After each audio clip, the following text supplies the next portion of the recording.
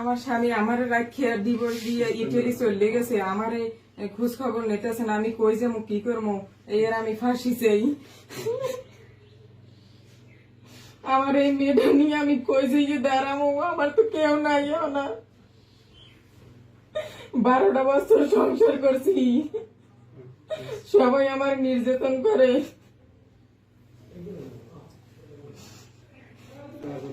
আমার শ্বশুর শাশুড়ি আমার এই হারা নাম মেজাইতে কয়, সবসময় কয় তালাক দিছে আনো থাকা, হেরাই সবসময় আমার শ্বশুরে নিজেই কয় তোরে আমি তালাক দিয়ে দেবো, তোর রাখবো না, হ্যাঁ সারা মারামারি দরাদরি সবকিছুই করে।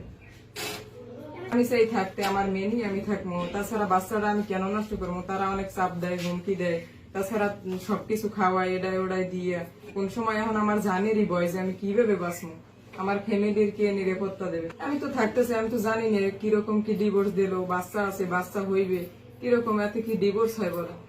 হে ইটালি গেছে চলে গেছে।